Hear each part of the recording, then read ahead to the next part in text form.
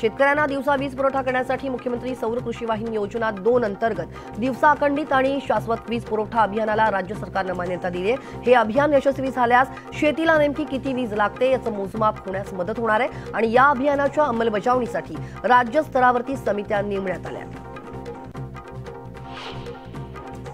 राज्य सरकार कृषी पर्यटन केंद्रांना प्राधान्य देत आहे। पर्यटन संचालनालयाकडे केंद्राची नोंदणी करण्याचं आवाहन करण्यात आलं आहे। आतापर्यंत 843 अर्ज प्राप्त झालेले आहेत। त्यापैकी 541 पर्यटन केंद्रांना अधिकृत प्रमाणपत्र देत शासकीय मान्यता देण्यात आली आहे। त्यामुळे या केंद्रांना विविध योजनांचा लाभ मिळण्याचा मार्ग आता मोकळा झालाय।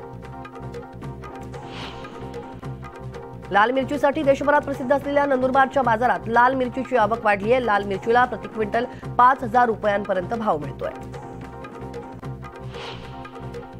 लातूर आणि जालना येथील बाजारपेठांमध्ये 15 मे पर्यंत 33,507 शेतकऱ्यांकडून 5,01,493 क्विंटल हरभऱ्याची आधारभूत किमतीनं खरेदी करण्यात आलेली आहे। लातूर जिल्ह्यात आधारभूत किमतीनं हरभरा खरेदीसाठी 16 केंद्र सुरू देखील झाली आहेत। 18,551 शेतकऱ्यांकडे 2,66,858 क्विंटल हरभऱ्याची आधारभूत किमतीनं खरेदी करण्यात आली आहे। अहमदनगर जिल्ह्यातील जामखेड बाजार समितीच्या सभापतीपदासाठी आज निवडणूक होतीये। आमदार राम शिंदे आणि रोहित पवार यांच्या पॅनलचे प्रत्येकी 9 सदस्य निवडून आले, तर कैलास वराट, अंकुश ढवले हे विखे समर्थक असल्यानं विखेंच्या पॅनलकडे सगळ्यांच्याच नजरा लागल्यात।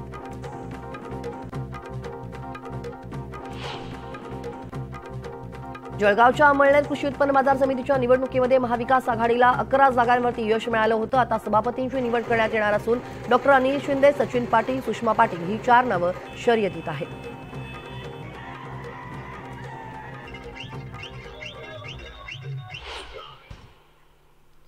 आणि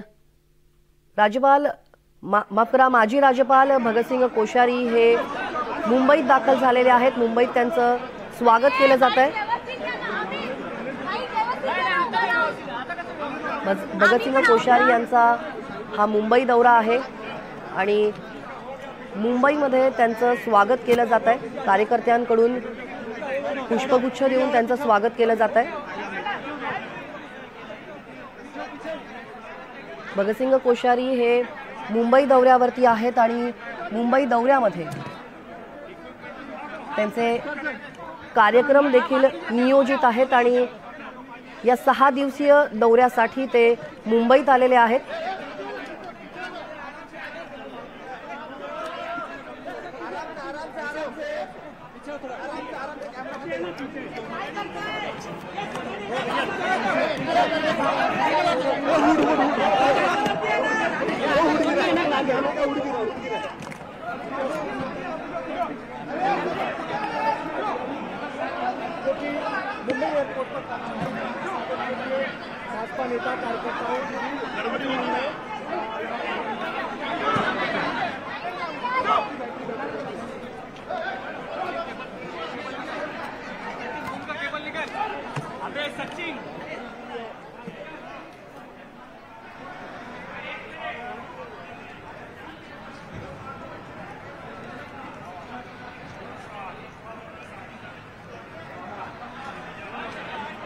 माजी राज्यपाल भगतसिंग कोश्यारी यांचा हा मुंबई दौरा आहे। मुंबई दौऱ्यासाठी ते आता काही वेळापूर्वीच मुंबईत दाखल झालेले आहेत आणि ते कार्यकर्त्यांशी संवाद साधतायत। कार्यकर्त्यांनी पुष्पगुच्छ देऊन त्यांचं जल्लोषात स्वागत केलेलं आहे।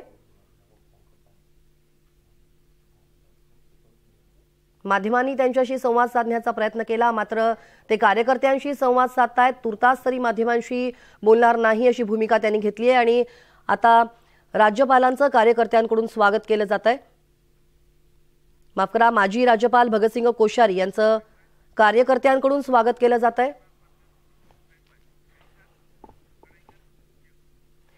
माजी राज्यपाल भगतसिंग कोश्यारी आता मुंबईत दाखल झालेले आहेत। याविषयीचे अपडेट्स आम्ही तुमच्यापर्यंत पोहोचवणार आहोत, पण आता उर्वरित घडामोडी पाहूयात वेगवान स्वरूपात।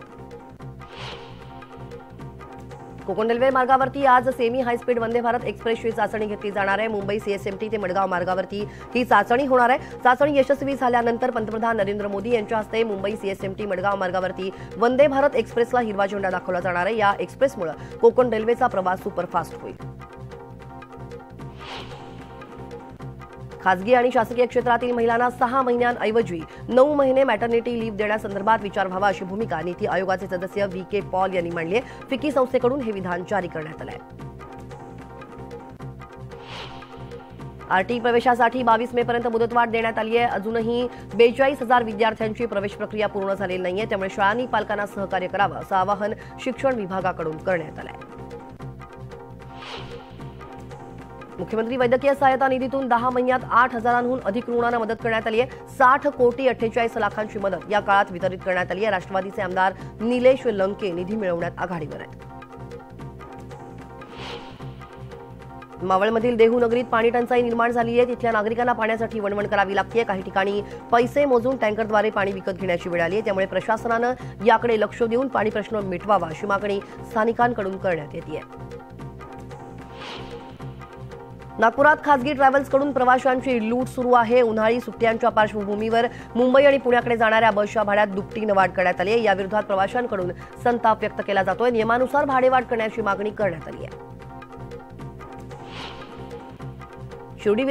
शिर्डी विमानतळावरील नाईट लँडिंग सुविधा पुरेशा कर्मचाऱ्यांपासून रेंगाळली आहे. या प्रकरणी डीजीसीएनं मान्यता दिलेली नाहीये, त्यामुळे भरती प्रक्रिया रखडलेली आहे. दरम्यान लवकरच भरती प्रक्रिया पूर्ण करत तांत्रिक अडचणी दूर करू आणि नाईट लँडिंग पुन्हा सुरू होईल अशी माहिती पालकमंत्री राधाकृष्ण विखे पाटील यांनी दिली आहे.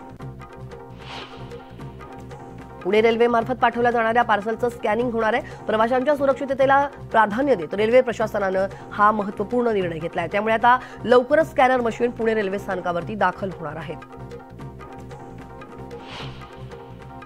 बीड जिल्ह्यात राज्य परिवहन मंडळाच्या बसमधून प्रवास करणाऱ्यांची संख्या मोठ्या प्रमाणात वाढली आहे. मात्र रात्री कधीही अर्ध्या रस्त्यातच बसेस बंद पडतायत. नागरिकांना आणि वाहन चालकांना मनस्ताप सहन करावा लागतोय. प्रवाशांचा वेळ वाया देखील जातोय. त्यामुळे नागरिकांनी संताप व्यक्त केला.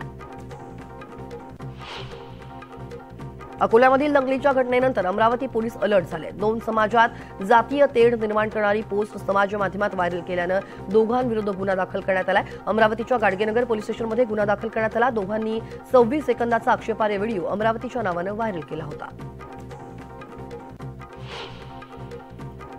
त्र्यंबकेश्वर मंदिरात जबरदस्तीनं घुसखोरी करण्यासाठी आलेल्या जमावाविरोधात गुन्हा नोंदवून कठोर कारवाई करण्याचे आदेश उपमुख्यमंत्री आणि गृहमंत्री देवेंद्र फडणवीस यांनी दिलेत. या घटनेची चौकशी करण्यासाठी अतिरिक्त पोलीस महासंचालक दर्जाच्या अधिकाऱ्यांच्या अध्यक्षतेत एसआयटी स्थापन करण्याचे सुद्धा आदेश फडणवीसांनी दिले.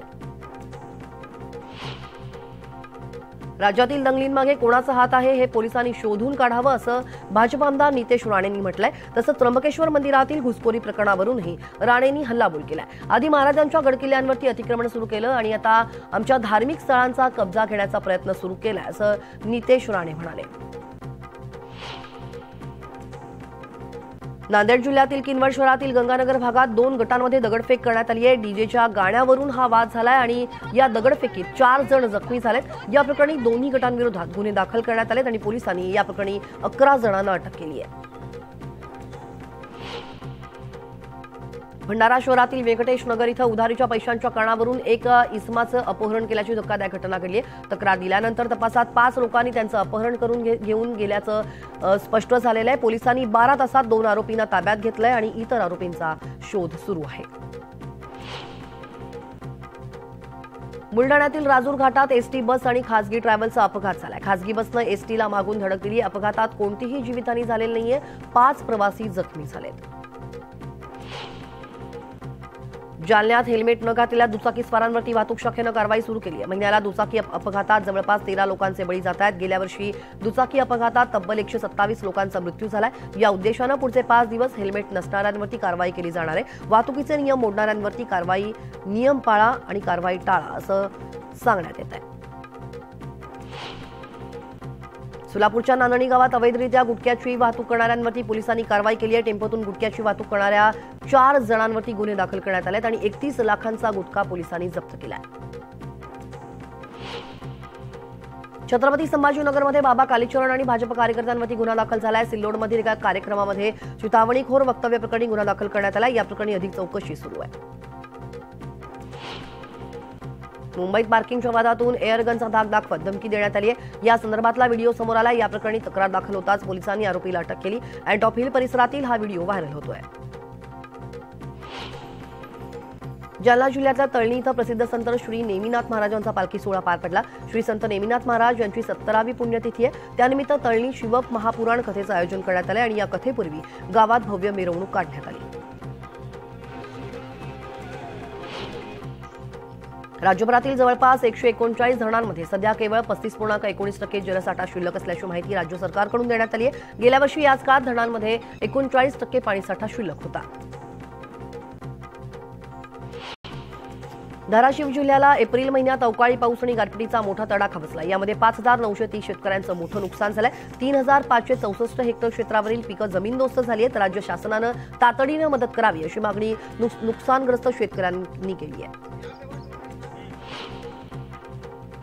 धुळे जिल्ह्यातील तापमानाचा पारा 43 अंशांवरती पोहोचलाय। बाष्पीभवनामुळे जलसाठ्यांमध्ये झपाट्यानं घट होते। संभाव्य पाणी टंचाईच्या पार्श्वभूमीवर जिल्हा परिषदेच्या पाणीपुरवठा विभागाच्या वतीनं टंचाई कृती आराखडा तयार करण्यात आलाय आणि यामध्ये 270 उपाययोजनांचा समावेश करण्यात आलाय। गोंदिया जिल्ह्यात मागील काही दिवसांपासून सूर्य आग ओकतोय। जिल्ह्याचा पारा 43 अंशांवरती गेला असल्यानं शहरातील सिग्नल दुपारी 2 तास बंद ठेवण्याचे निर्णय वाहतूक विभागाने घेतले। त्यामुळे लोकांना उन्हाच्या चटक्यांपासून दिलासा मिळणार आहे। शासन आपल्या दारी उपक्रमांतर्गत साताऱ्याच्या जिल्हाधिकाऱ्यांनी भिवडी गावाला भेट दिली आहे। यावेळी जिल्हाधिकाऱ्यांनी गावातील पाणीपुरवठा योजनेची पाहणी केली आणि या गावातील समस्या 15 दिवसांच्या आत सोडवू असं आश्वासन जिल्हाधिकाऱ्यांनी दिलेलं आहे। त्यामुळे ग्रामस्थांनी समाधान व्यक्त केलं आहे। कांद्यानं शेतकऱ्यांना रडवलेलं आहे, कंबरडं मोडलेलं आहे। कोसळलेल्या भावामुळे शेतकऱ्यांच्या डोळ्यात पाणी आलंय। कांद्याला सध्या प्रति क्विंटल 600 ते 900 रुपये दर मिळतोय। त्यामुळे भांडवली खर्च देखील निघत नाहीये। बळीराजा चिंताग्रस्त झालाय। आषाढी यात्रेला पंढरपूरसाठी 5,000 विशेष एसटी बसेस सोडण्यात येणार आहेत। या संदर्भात मुख्यमंत्री एकनाथ शिंदे यांनी एसटी महामंडळाला आदेश दिलेत। त्यामुळे 25 जून ते 5 जुलै या काळात एसटी कडून विशेष बसेस चालवल्या जाणार आहेत। ठाण्यातील वागळे इस्टेट आणि नौपाडा परिसरात उभारण्यात येत असलेल्या भुयारी मार्गाचं काम अंतिम टप्प्यात आहे। हा मार्ग लवकरच वाहतुकीसाठी खुला केला जाणार आहे। त्यामुळे 3 हात नाक्यावरील वाहतुकीचा ताण कमी होणार आहे। ठाणेकरांना वाहतूक कोंडीपासून दिलासा मिळणार आहे। ठाण्यात उष्णतेचे चटके बसत असतानाच पूर्वकल्पना न देता वारंवार वीज पुरवठा खंडित करण्यात येतोय। यामुळे उकाड्यामुळे ठाणेकर हैराण झाले। तांत्रिक बिघाडामुळे वीज पुरवठा खंडित होत असल्याचं स्पष्टीकरण महावितरणकडून देण्यात आलं आहे। कोरोना महामारीनंतर घर खरेदी विक्रीत मोठी वाढ झाली आहे। वर्षभरात देशातील 7 प्रमुख शहरांमध्ये 3.5 लाख कोटी रुपयांचे व्यवहार झालेत। ही 48% वाढ असल्यानं रिअल इस्टेट क्षेत्रात सध्या उत्साहाचं वातावरण आहे। राज्यात जिल्हा परिषदेच्या गट क मधील पदं भरण्यात येणार आहेत। यासाठी मार्गदर्शक सूचना देखील जाहीर झाल्यात। गट क मधील भरतीच्या वयोमर्यादेमध्ये 2 वर्षांची सूट देण्यात आली आहे। येत्या जुलै अखेरीस भरती प्रक्रिया सुरू होणार आहे। बनावट सॉफ्टवेअरचा वापर करून रेल्वेची तात्काळ तिकीट बुकिंग करणाऱ्या आणि तिकिटांचा काळाबाजार करणाऱ्या आरोपीला नागपूर रेल्वे सुरक्षा दलानं ताब्यात घेतलंय। या आरोपीकडून 2 लॅपटॉप, मोबाईल तसंच 55 लाईव्ह तिकीट आरपीएफ जप्त करण्यात आलेत। या प्रकरणी रेल्वे पोलीस अधिक तपास करत आहेत। नागपूर वैद्यकीय महाविद्यालयातील 4 निवासी डॉक्टरांना मारहाण करण्यात आली। उपचारादरम्यान एका रुग्णाचा मृत्यू झालाय। उपचारावेळी वरिष्ठ डॉक्टर नसल्यानं नातेवाईकांकडून संताप व्यक्त करण्यात आलाय। अखेर संतप्त नातेवाईकांनी डॉक्टरांना मारहाण केली। या प्रकरणी मारहाण करणाऱ्यांवरती कठोर कारवाईची मागणी नातेवाईकांकडून केली जाते। मध्य प्रदेशातून शस्त्र आणून महाराष्ट्रात विकणारी टोळी सातारा पोलिसांनी जेरबंद केली। या टोळीकडून 5 पिस्तूल आणि 10 काडतूस आणि 3 लाखांचा मुद्देमाल जप्त करण्यात आला। सातारा पुणे राष्ट्रीय महामार्गावरती टोळी शस्त्र विकण्यासाठी येणार असल्याची माहिती गुन्हे विभागाला समजली आणि सापळा लावून या टोळीला जेरबंद करण्यात आला।